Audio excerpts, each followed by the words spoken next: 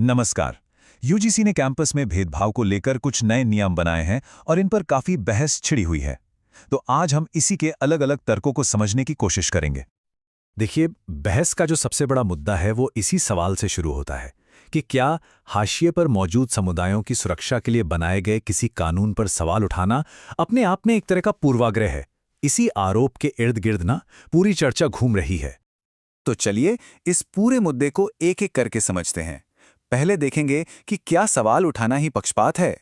फिर भेदभाव की सच्चाई को मानते हुए उन आंकड़ों को देखेंगे जिनके आधार पर ये नियम बने। इसके बाद सुरक्षा और सजा के फर्क को जानेंगे, इसे संविधान की कसौटी पर तौलेंगे और आखिर में सोचेंगे कि क्या इंसाफ की ढाल सबके लिए बराबर होनी चाहिए। अच्छा, तो चलिए शुरू करते हैं पहले हिस्से से, पूर्वाग्रह का सवाल।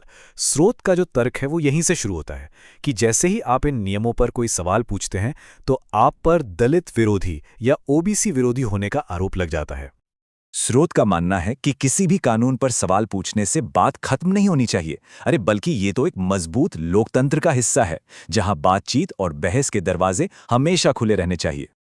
अब आगे बढ़ते हैं और उस मुद्दे पर आते हैं जिस पर लगभग सब सहमत हैं। दूसरा खंड है भेदभाव, एक ऐसी सच्चाई जिसे नकारा नहीं जा सकता। देखिए, स्रोत इस बात को पूरी तरह मानता है कि हमारे कैंपस में भेदभाव होता है और ये एक कड़वी सच्चाई है। इससे कोई भी समझदार समाज मुंह नहीं फेर सकता। इस बात पर कोई दो राय नहीं है। ठीक है, तो अब आते हैं उस डेटा पर जिसका इस्तेमाल इन नए यूजीसी नियमों को सही ठहराने के लिए किया जा रहा है। हमारा तीसरा खंड आंकड़ों में आए उछाल को समझते हैं। ये है वो हेडलाइन वाला आंकड़ा, भेदभाव की शिकायतों में 118.4% की बढ़ोतरी, और इसी को नए नियमों के पीछे का सबसे बड़ा कारण बताया जा रहा है। ऐसा लगता है कि कैंपस में हालात बहुत ही ज्यादा बिगड़ गए हैं। लेकिन जब हम इस प्रतिशत को असल संख्याओं में देखते हैं तो कहानी थोड़ी अलग लगती है। शिकायतें 2019-20 में 173 थीं, जो 2023-24 में बढ़कर 378 हो गईं। और ये तब है जब देश में कुल छात्रों की संख्या 4.25 करोड़ से भी ज्यादा है। तो इसका मतलब क्या हुआ? इसका मतलब ये है कि कुल छात्रों में से शिकायत दर्ज कराने वालों का प्रतिशत 0.003% से भी कम है। अब ये आंकड़ा उस 118% वाली बात से बिल्कुल अलग तस्वीर पेश करता है ना? और यहीं पर एक बहुत जरूरी सवाल उठता है, क्या शिकायतों का बढ़ना हमेशा अपराध बढ़ने का सबूत होता है? या फिर ऐसा भी हो सकता है कि अब लोग ज्यादा जागरूक हो गए हैं और ऑनलाइन पोर्टल्स की वजह से शिकायत करना आसान हो गया है? स्रोत का तर्क यही है कि डेटा का इस्तेमाल हमें इंसाफ के लिए करना चाहिए, डर पैदा करने के लिए नहीं। चलिए अब इस बहस के मूल कानूनी तर्क पर आते हैं। चौथा खंड है सुरक्षा बनाम तुरंत सजा। इन दोनों में एक बहुत बड़ा फर्क है। यहां दो अलग अलग चीजों को समझना बहुत जरूरी है।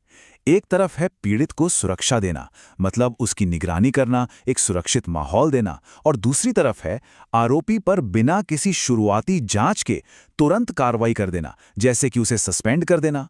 स्रोत का कहना है कि नए नियम इन दोनों के बीच का फर्क खत्म कर रहे हैं।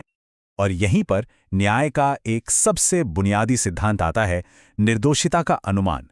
इसका मतलब है कि जब तक कोई दोषी साबित न हो जाए उसे निर्दोष ही माना जाता है। अब बिना जांच के सस्पेंड करने जैसी कार्रवाई कहीं ना कहीं इस सिद्धांत के खिलाफ जा सकती है। अब देखते हैं कि हमारा संविधान इस बारे में क्या कहता है। तो ये है हमारा पांचवा खंड, संवैधानिक संतुलन। इस पूरी बहस के केंद्र में संविधान के दो बहुत महत्वपूर्ण अनुच्छेद हैं। एक है अनुच्छेद 15, जो कहता है कि जाति धर्म के आधार पर भेदभाव नहीं होगा, और दूसरा है अनुच्छेद 14, जो हर इंसान को कानून का समान संरक्षण देने की गारंटी देता है। अब ये स्लाइड इन दोनों के बीच का फर्क बहुत अच्छे से समझाती है।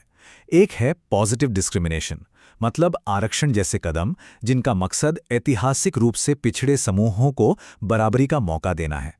और दूसरा है यूनिवर्सल लीगल प्रोटेक्शन, यानी सभी नागरिकों को नुकसान से बराबर की सुरक्षा देना। स्रोत का तर्क है कि जब बात सुरक्षा की आती है तो कानून सबके लिए एक जैसा होना चाहिए।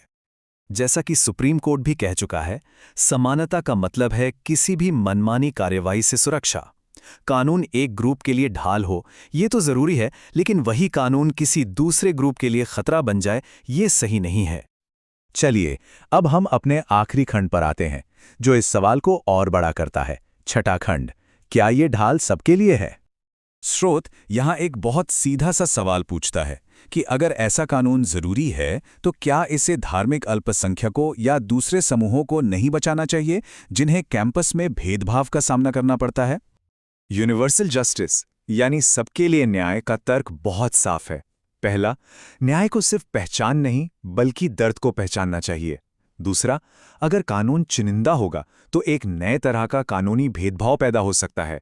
और तीसरा, सच्चा सामाजिक न्याय वो है जो हर किसी के लिए सुरक्षा का दायरा बढ़ाए।